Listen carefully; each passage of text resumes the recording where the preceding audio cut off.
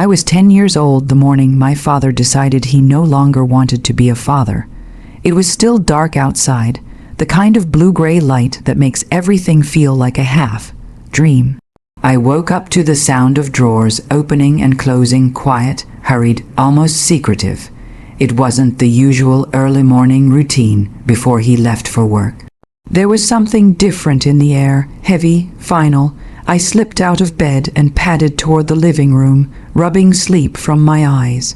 That's when I saw him. He was crouched on the floor, zipping up his black suitcase. It was the same one he took on business trips, the one that always returned full of cheap souvenirs he never remembered to give me until days later. But this time there were no souvenirs, no trip, no explanation, just my father packing up his life. "Dad," my voice cracked from sleep and confusion. He froze but didn't turn around immediately. When he finally did, he tried to smile. It wasn't a real smile, not the kind that reached his eyes or crinkled the corners. It was the kind of smile grown-ups use when they're pretending everything is fine. "Hey, buddy," he murmured. "Did I wake you? Where are you going?" He hesitated. A small, almost invisible hesitation, but it cut right through me.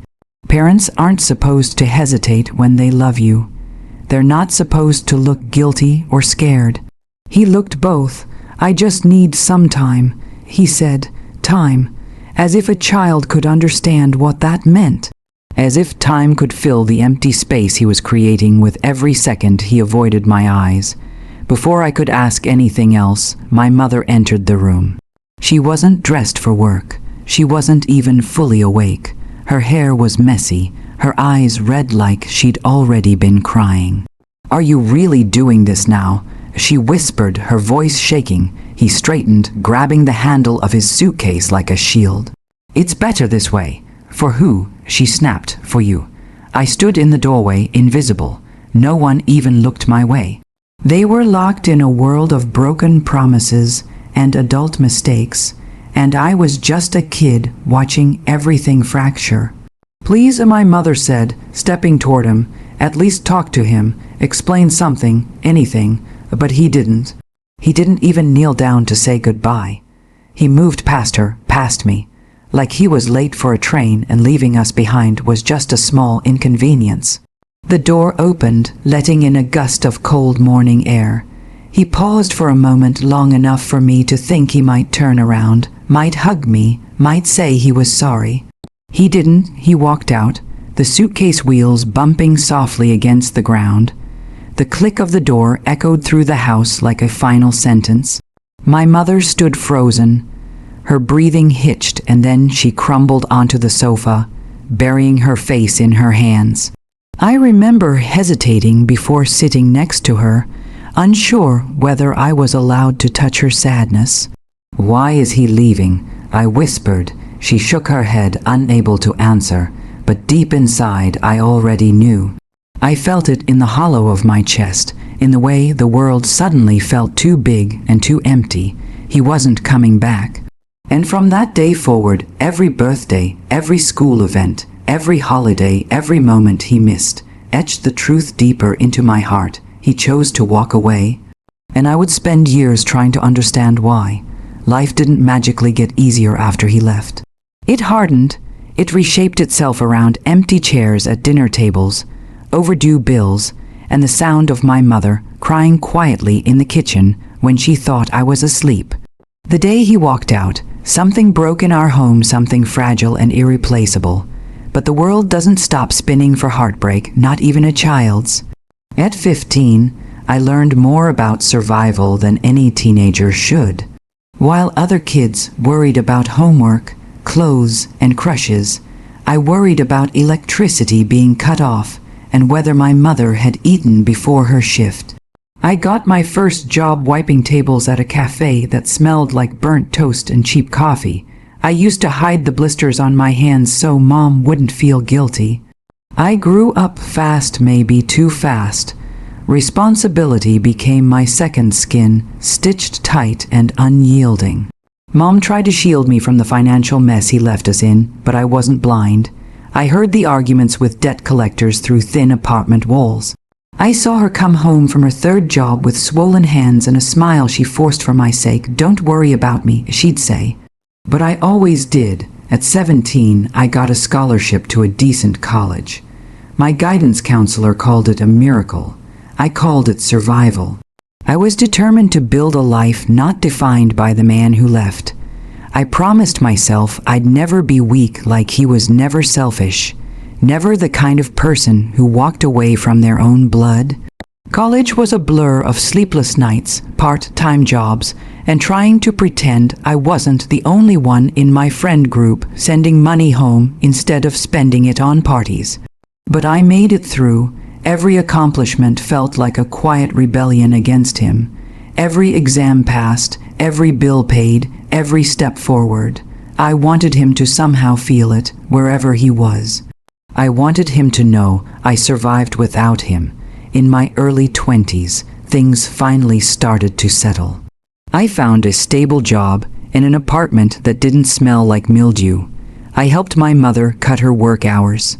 For the first time in years, she slept without exhaustion etched into her face. On the outside, my life looked stable, successful even.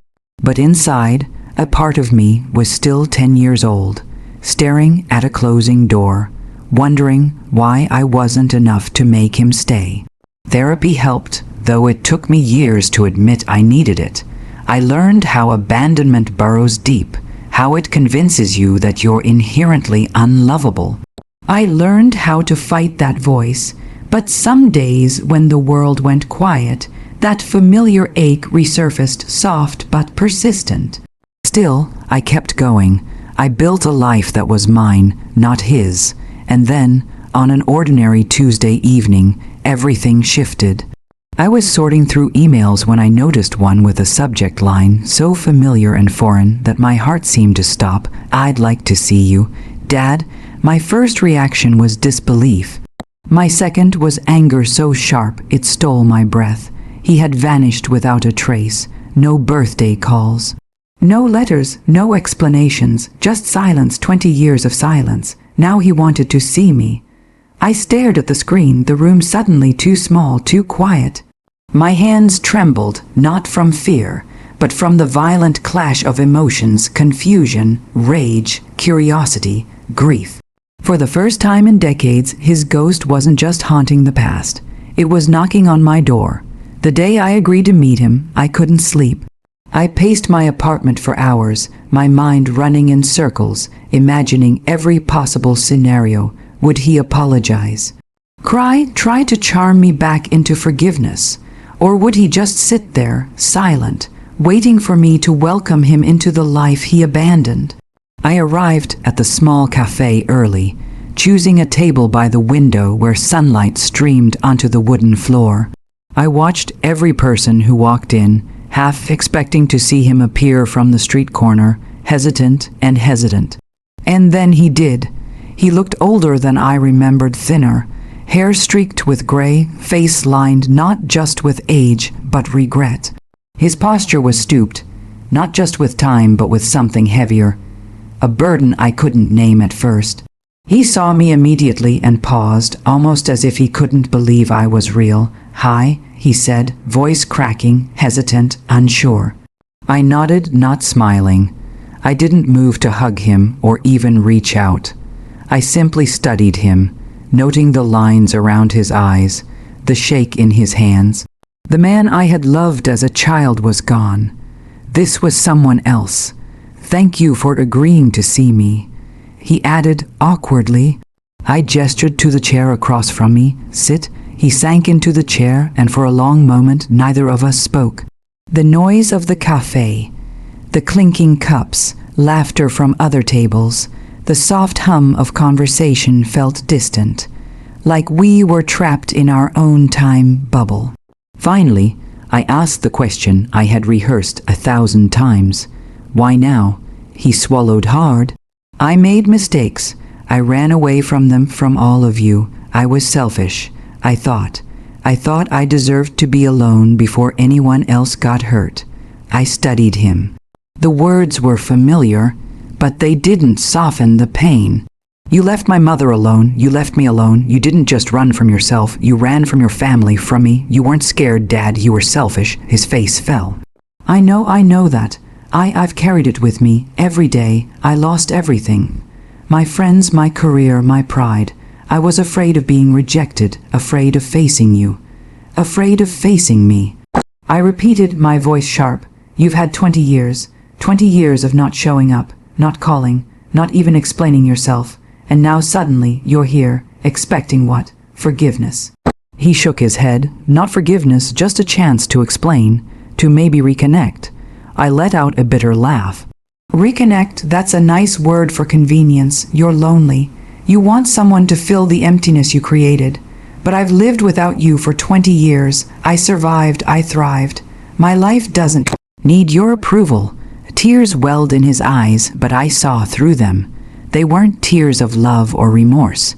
They were tears of desperation. And that realization stung more than his absence ever did. You wanted to be my father, I said quietly. But fathers don't abandon, they don't leave holes in their children's hearts. You had the chance to stay, you walked out, that's your legacy, not me. For the first time he looked small. Not old, not gray, small. Like a boy who had realized too late that the game he left half finished couldn't be played again. I took a deep breath, letting the weight of 20 years of grief, anger, and longing settle in my chest. I didn't know yet how this meeting would end, but I knew one thing. I wasn't the child he left behind anymore. I was stronger, I was whole, and whatever he wanted now, it wouldn't be what he remembered. I leaned back in my chair, studying the man who had once been my father. He looked fragile now, smaller somehow, as if the years of running had finally caught up with him. There was a part of me that wanted to look away, to close the chapter quietly. But another part stronger, forged from decades of survival, wanted to let him feel what it meant to lose me. "You know?" I began, my voice calm but firm. I spent years imagining this moment. I imagined yelling, crying, demanding answers, maybe even slapping you across the face for the pain you caused.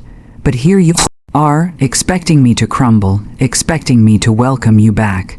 He opened his mouth, then closed it, unsure what to say. "I don't think you understand." I continued, "that I grew up without you. I built my life on the ruins you left behind. I worked jobs I hated to make sure my mother didn't collapse under the weight of your absence. I studied late into the night while other kids my age lived carefree lives. I learned to fight, to survive, to be strong not because I wanted to, but because I had no choice." His hands shook on the table. I interrupted gently but firmly. "I don't need excuses. I don't need apologies, and I certainly don't need you in my life." I watched as the realization slowly settled into his face. He wanted forgiveness. He wanted to reclaim the title of father. But those things aren't given, they're earned. And he had spent 20 years abandoning the chance. "You wanted to be my father," I said softly, "but fathers don't walk out. They don't leave holes in their children's lives. They stay, they protect, they show up. You had every opportunity to stay, to be there for me, for Mom. And you chose not to. That is your legacy, not me, not my childhood, not the person I became despite you." His face crumpled. Tears ran down his cheeks, unrestrained, loud. He looked like a man realizing for the first time the full weight of his own selfishness. I could feel a flicker of pity, but I swallowed it. This was not about revenge through anger. This was about justice, about letting him see that actions have consequences. I had lived with the consequences of his choice every single day, and now it was his turn to face them.